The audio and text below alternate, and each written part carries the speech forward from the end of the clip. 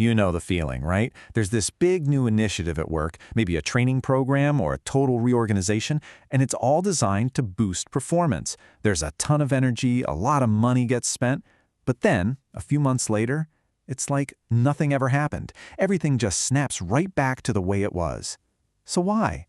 Why do so many of our best efforts fail to make a real, lasting change? Well, performance expert Harold Stilovich has this great story. He was watching his 4-year-old niece Pamela work so hard to finish a puzzle. And after all that effort, she finally gets that last piece in, a total moment of triumph. So he asks her, "What are you going to do with it now?" And she just kind of sighs, pulls the whole thing apart, and puts it right back in the box on the shelf. He calls this the Pamela syndrome, and it's just a perfect metaphor for what happens in business, isn't it? We build these beautiful, complex solutions, and then almost right away they go back in the box, totally forgotten. So this brings us to the big question. Are our solutions just bad, or is there something deeper going on? Well, it turns out, the issue usually isn't the solution itself. The real problem is that we're jumping straight to solutions without ever really understanding the problem in the first place. It's like we're trying to build a puzzle without ever looking at the picture on the box. To really get to the root of this, we have to start with the most basic question of all. When we say we want to improve performance, what are we actually talking about? Seriously, if you ask 5 different people on your team, you're probably going to get 5 different answers. And that's the real heart of the issue. A pioneer in this field, Danny Langdon, makes this pretty startling claim. He says that even the experts, the human performance technology professionals, often can't clearly define the very thing they're supposed to be improving. They're always focused on performance gaps. But think about that for a second. A gap isn't a definition of performance. A gap is the result of bad performance. It's an effect, not a cause. So by focusing on these gaps, we've got the whole thing backwards. It's the classic cart before the horse. Before we can figure out what's missing, we need a complete shared picture of what good is supposed to look like in the first place. We don't just need a map of the gap, we need a full blueprint of the entire system of work. And this is where Danny Langdon's language of work model comes in. It is such a powerful framework for creating that shared definition. It helps all of us see a job not just as a to-do list, but as a complete behavioral system. In other words, we start to look at all the interconnected pieces that influence how work actually gets done. Okay, so the model breaks any kind of performance down into 6 connected parts. Let's use a super simple example like making a cup of coffee. The inputs, that's your coffee beans, the water, a mug. The conditions are the rules, like using the right temperature. The process steps are actually grinding the beans and brewing the coffee. The output is, of course, the finished cup of coffee. The consequences are that you feel more awake, and the feedback is when you taste it and decide if it's too strong or too weak. When you see all 6 of those things together, you get this complete 360-degree view of the whole system.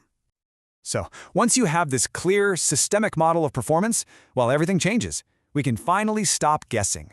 We can stop defaulting to the same old answer for every single problem, which, let's be honest, is almost always, we need more training. Instead, we can start doing a real diagnosis. And this is a really fundamental shift in thinking. Instead of just prescribing solutions, a model forces us to ask the right diagnostic questions. It gives us a framework to systematically figure out where the breakdown is actually happening. Is the problem with the inputs, the feedback? Maybe it's the consequences. Now, Langdon's model is perfect for helping us define the system of work. But once we know what it's supposed to look like, how do we find the root cause when things break? For that, one of the most powerful diagnostic tools ever created is Thomas Gilbert's classic behavior engineering model, or the BEM for short. It's designed to help you organize all the potential reasons why performance might be falling short. The BEM makes this one really crucial distinction. It forces us to look at 2 different areas. First, there are the environmental supports. Does the workplace itself provide clear information, the right tools, and good incentives? And then second, there's the individual's repertoire. Does the person actually have the knowledge, the skills, and the motivation to do the job? To put it simply, the model asks, is the problem in the system or is it in the person? And here is Gilbert's big, game-changing insight. More often than not, the biggest barriers to performance are found in the environment. And fixing the environment, by giving people clear instructions, better tools, or smarter incentives, is almost always cheaper and way more effective than trying to fix the person through endless training or coaching. And look, these aren't just some high-level abstract theories. They come with really practical tools. This worksheet, for example, forces you to ask very specific questions. So instead of just saying, there's a problem, you're asking things like, do clear and measurable performance standards exist? Or are the necessary tools and equipment available and efficient? This kind of systematic approach helps you zero in on the root cause instead of just chasing symptoms. All right, we've defined performance, we've diagnosed the root cause. Now for the most important part, connecting all of this work to what the business actually cares about. How do we show that fixing some small operational issue can actually have a massive strategic impact? See, once we figure out the why, we have to show the so what. And for this, we can turn to another legend, Gary Rumler, and his idea of the results chain. It's basically a way to trace the ripple effect of a single performance problem all the way up to the highest levels of the company.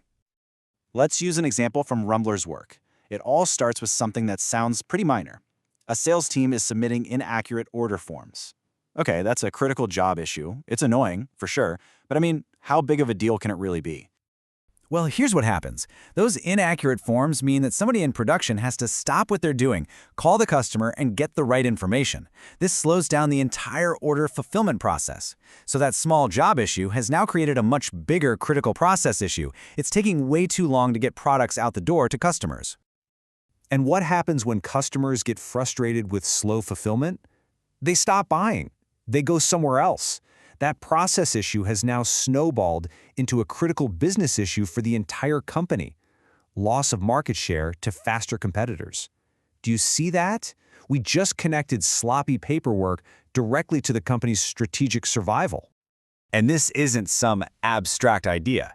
In Rumler's real-world case study, the company's market share had slipped from 60% all the way down to 48%. That is a massive, tangible business impact, and we can now trace its roots right back to that simple order form. So what we've been walking through here isn't just a set of tools. It's a fundamental shift in how we think about improving performance. It's about moving from being a simple solution provider to being a true systems thinker. So what are the key things to remember? It really boils down to this. 1. Always diagnose before you prescribe. 2. Look to the environment first for the highest impact solutions. 3. Make sure you can link whatever you're doing directly to business results. And 4. Above all else, use a model to see the whole system, not just the one broken piece. And that leaves us with one final question. The next time someone comes to you with a performance problem and asks for a solution, are you just going to give them one, or are you going to take a step back and ask for something much more powerful, a model of the performance itself? Because that is where the real work and the real results truly begin.